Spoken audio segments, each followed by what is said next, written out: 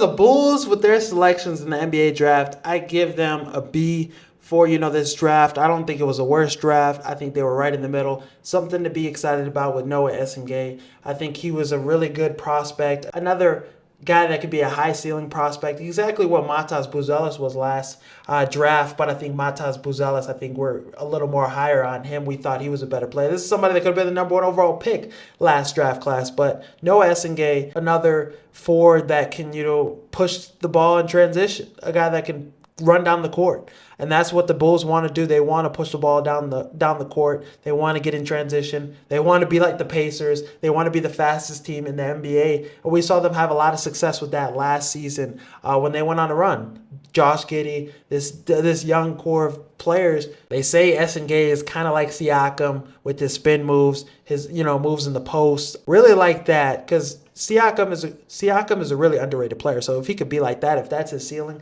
I'd be okay with that. I think that'd be a good pick. But I think this is a guy that's a natural fit with Josh Giddey. Pretty good free throw shooter. He's improved that in this game. Only 19 years old, 6'9" wing. High basketball IQ. He's a creator, team defender. At times, they say he looked like Giannis, which is a crazy comparison. And he's a ferocious dunker. The one thing he's missing in his game is that three-point shot. That's what we saw Matas Buzelis work on this season as it progressed, and he became a decent three-point shooter.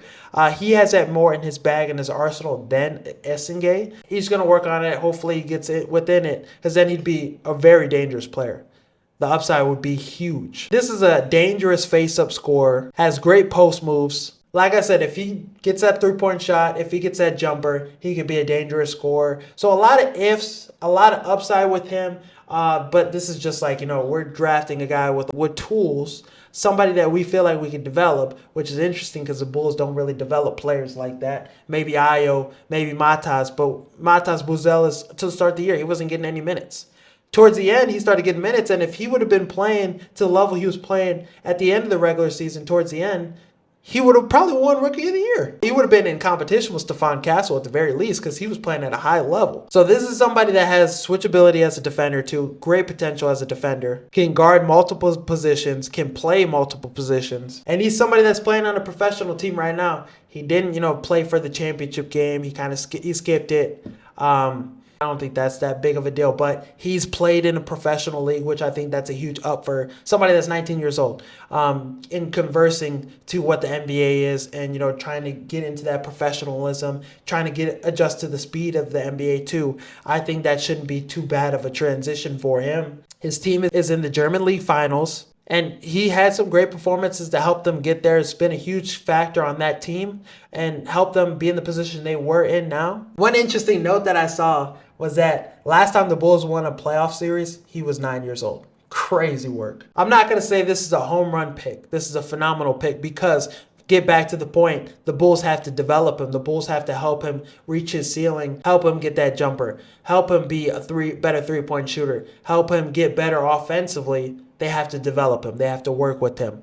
But as far as what Billy Donovan's done last season, him, working with Matas Buzelis and these other young guys, what he did with Josh Giddey, instilling confidence in him, allowing him to, play to the level he did towards after, the All-Star break. He was putting up, stat lines like LeBron and some of these other better distributors and playmakers, putting up the most triple-doubles since the All-Star break and shit. So I think I liked what I saw from the Bulls last season, and it's about working on that and getting better within that. And I think Essengay provides you a little more of that. Him and Buzelis is 21 years old. Essengay is 19.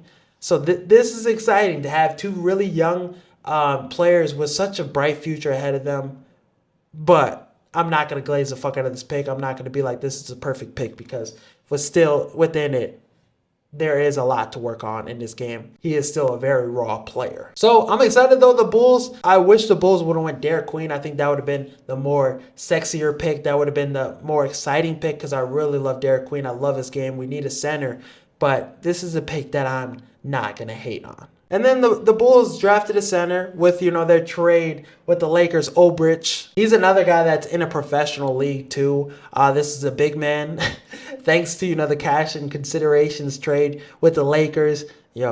this front office, they'll do anything for cash and considerations. Nasty work. But this is a decent pick. This is a big man. He's undersized though, and he's not a big that's a great rim protector. He's not a big that, can dominate in the paint. More of that, athletic big. Could be a good rotational guy. He's not going to be your starting center. Has upside as a role player, but I'm not going to glaze this pick too much because it's another, swing. Has a high motor. I think he's more suited better as a forward, as a power forward. Made 68% of his, rim shots in the half court. Has tone settings toughness. He can take the ball coast to coast too. Has some ball handling ability. He moves really well for a power forward, for his, size being 6'10". Plays hard, plays with passion. Like I said, he moves really well. You see some highlights. He's dunking. And he's just, running down, up and down the court pretty fast. So I think he ties in well with what the Bulls want to do. Ties in well with the direction the Bulls are going. But I don't think I expect too much production out of him. You look at his, track record. He wins everywhere he goes. And in the NBA Combine, 31 points, 17 rebounds. Crazy stats. This is my career stats in the NBA Combine. So that's another green flag, another thing to, hey, maybe something to be excited about. Solid rotation guy at best, though. Gay is more the guy that I'm most excited about, but I don't think you can be mad at either pick. Let me know down below, what grade do you give the Chicago Bulls for their draft? Was this a good draft, or was this another year of hitting and missing?